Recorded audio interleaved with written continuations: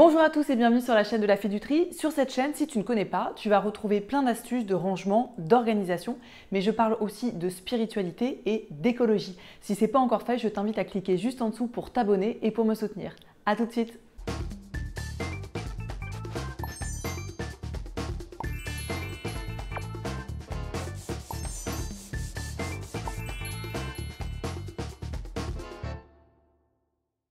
Aujourd'hui, je vais vous parler de 3 méthodes pour filtrer son eau. C'est des méthodes que j'ai utilisées et là, moi, carrément, j'utilise ces 3 méthodes en même temps. Mais il y en a vraiment une qui est pour moi la meilleure et je vous en parlerai à la fin de la vidéo. Donc moi, il y a 3 options que j'utilise pour filtrer mon eau. Alors déjà, si on commence par le commencement, au début, chez moi, dans ma famille, quand j'étais jeune, on buvait de l'eau en bouteille. Et puis, petit à petit, voilà, l'écologie est apparue. On s'est rendu compte que l'eau en bouteille, dans des bouteilles en plastique, c'était pas très écolo. Et en plus de ça, vraiment, l'eau qui stagne, elle stagne très longtemps dans ces bouteilles en plastique, parfois des années. Ça va libérer en fait des microparticules de plastique et vraiment l'eau dans les bouteilles en plastique, c'est pas top. Mais on va déjà commencer par le charbon. Le charbon actif, c'est une méthode japonaise pour filtrer l'eau. Au Japon, la plupart du temps, ils filtrent leur eau comme ça. C'est du charbon noir. Donc, vous allez voir, ça se présente sous forme de petits bâtonnets. Tout simplement, vous pouvez l'acheter dans un magasin bio. On en trouve vraiment maintenant de plus en plus ou même sur Internet. Et ce charbon, en fait, comme il est poreux, il va absorber toutes les mauvaises particules et il va même libérer un peu des minéraux. Donc, son utilisation, elle est très simple et c'est un coût qui est vraiment minime. Donc, quand vous l'achetez, vous allez le faire bouillir pour bien le nettoyer. Ensuite, vous le mettez dans une carafe d'eau. Il faut compter maximum 2 litres d'eau. Ça ne peut pas filtrer beaucoup plus sur un bâton classique. Et ensuite, vous attendez 8 heures et au bout de 8 heures, votre eau, elle va être filtrée. Ce qui est magique avec ce charbon-là, c'est que ça va durer 3 mois. Donc, il faut bien faire attention aux 3 mois, il faut bien les noter parce que si au bout de 3, vous laissez par exemple 6 mois sans faire attention, tout ce que le charbon a accumulé à l'intérieur, il peut potentiellement le libérer et rendre votre eau encore plus mauvaise. Donc c'est quand même important de le savoir.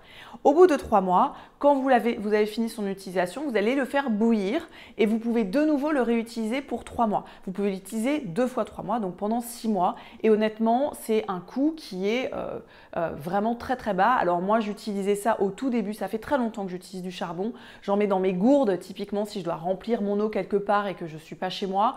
Je l'utilise vraiment depuis toujours. Et en plus de ça, l'intérêt final, c'est que c'est biodégradable, c'est du charbon, donc vous pouvez le mettre après dans votre jardin. Donc vraiment, pour les personnes notamment qui sont locataires, ce qui a été mon cas pendant longtemps, de ne pas pouvoir installer un gros filtre, etc., ça, c'est vraiment la solution qui est top et très économique. La deuxième méthode pour filtrer l'eau dont je voudrais vous parler, c'est les perles de céramique. Alors les perles de céramique, en fait, vous allez voir, c'est des petites perles rondes qui sont trouées. Et la céramique, vraiment, c'est des perles c'est un organisme vivant. Et donc, on dit qu'il faut à peu près 15 perles de céramique pour à peu près entre 1 litre et 1,5 litre d'eau.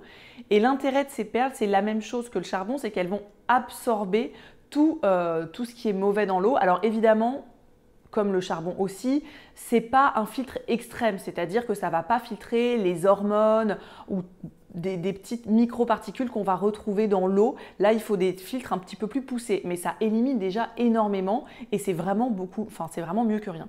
Donc les petites perles de céramique, vous pouvez les laisser dans votre carafe d'eau tout le temps.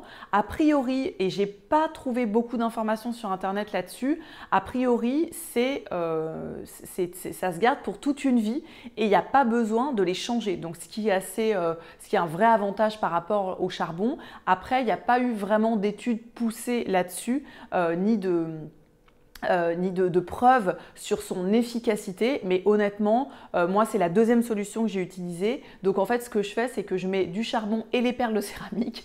Comme ça, au moins, j'ai tout dans ma carafe et puis voilà, je fais confiance et je sais que de toute façon, ce sera meilleur.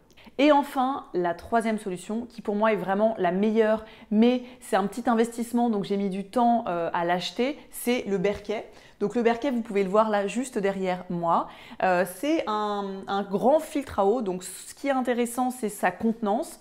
Il y a différentes contenances. Moi, j'ai acheté ça sur le site de Berkey. Évidemment, en dessous, je vais vous mettre le lien pour aller regarder sur le site. Et vous aurez aussi tous les détails techniques parce que je n'ai pas forcément envie de rentrer dans les détails techniques là aujourd'hui.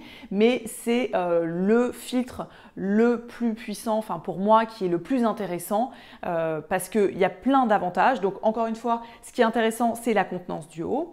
On peut aussi filtrer l'eau de pluie avec ça. Alors je vous explique pourquoi je pense à ça, c'est que pour ceux qui me suivent depuis longtemps ou ceux qui arrivent qui sont nouveaux sur cette chaîne, je change de vie et je vais donc partir habiter à la campagne dans un habitat léger sûrement dans un premier temps. Et c'est vrai que j'ai regardé beaucoup de vidéos YouTube et au sujet de l'eau, ce qui revient tout le temps, c'est ce berquet. Et tout le monde achète un berquet et ils ont tous ça, que ce soit dans une yourte, une tiny house. C'est vraiment l'élément qu'on retrouve dans beaucoup de maisons en fait qui tendent à l'autonomie, etc. Et donc il y en a pas mal. Là, je m'engagerai pas là-dessus parce que pareil, c'est propre à chacun et on n'est pas censé boire de l'eau de pluie, mais en tout cas, toutes les personnes que j'ai rencontrées me disent que ça filtre très bien l'eau de pluie. J'ai même des personnes qui m'ont dit qu'elles avaient fait analyser leur eau de pluie passée dans le berquet et ça marchait très bien. Donc ça peut être aussi un avantage si vous vivez un peu dans un habitat léger ou si vous n'avez pas forcément l'eau potable. C'est quelque chose qu'on utilise aussi beaucoup dans le monde, dans les endroits où il n'y a pas d'eau potable. Nous, on a cette chance-là d'avoir de l'eau potable qui sort directement du robinet, mais malheureusement, il y a quand même des choses à l'intérieur, il y a quand même du chlore, il y a quand même plein d'éléments qu'on ne pourra pas détecter à la vue, juste en regardant notre verre d'eau. Donc c'est bien, moi je trouve, de vraiment pousser un peu la filtration parce que en plus au goût, vous allez voir, c'est complètement différent. Petite parenthèse, vous pourrez retrouver sur une carte de France, je vais vous mettre le lien juste en dessous, une carte du gouvernement, si vous voulez aller regarder le nom de votre ville et voir la qualité de l'eau, tout est sur le site internet, donc comme ça va vous donner une idée. Moi, j'ai pris le Big Berquet qui est déjà très bien pour 2 personnes et je le remplis tous les 2 jours, on va dire, donc c'est plutôt bien. Et ce qui est très intéressant avec le berquet, c'est que les filtres, donc c'est des gros filtres à charbon qui à l'intérieur, il y en a 2 et en fait on peut les garder pendant presque 10 ans, ce qui est énorme. Alors c'est un nombre de litres, hein, je crois que ça dépend des berquets que vous utilisez, c'est autour de 25 000 litres d'eau, puis plus les berquets sont grands, plus les filtres sont grands aussi. Enfin bon, c'est en fonction de ce que vous utilisez, mais déjà ça veut dire que vous n'êtes pas obligé de vous mettre le stress en vous disant « Oh là là, il faut que je regarde dans 6 mois, que je me mette un rappel et tout ça ». Donc ça, c'est vraiment un énorme avantage. C'est un investissement, mais honnêtement, allez-y les yeux fermés parce que c'est vraiment un super filtrant, enfin un super filtre qui demande aucune installation. Enfin, c'est très simple à installer, ça se met partout. Et encore une fois, alors si vous êtes propriétaire, vous pouvez aussi bien sûr mettre ça, mais quand on est locataire ou quand on n'a pas forcément la place de mettre un filtre sous son évier, sur son évier, il faut aller recycler les cartouches d'eau. Enfin, il y a aussi les cartouches de charbon, pardon. Il y a aussi un peu de manutention. Là, honnêtement, c'est génial. Donc voilà, le Big Berquet, je vous mets le lien juste en dessous. Voilà, donc là, c'était quelques méthodes pour filtrer l'eau. Évidemment, il y en a plein d'autres, hein. Il y a la filtration à UV, il y a l'osmose inversée, il y a plein de choses. Mais là, je voulais vraiment vous partager ce que moi j'utilise, les filtres que je trouve en tout cas, moi, efficaces. Et évidemment, il y a aussi une méthode pour filtrer l'eau, c'est de mettre son intention dans l'eau et de parler à son eau.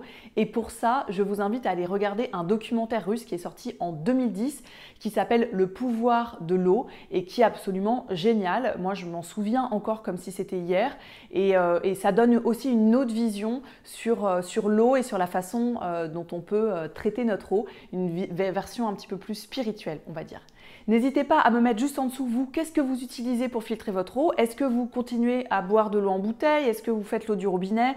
Est-ce que vous trouvez que l'eau chez vous, elle a un goût particulier? Ça m'intéresserait vraiment de savoir. Et puis peut-être si vous n'êtes pas en France et dans d'autres pays, partagez-nous aussi votre expérience.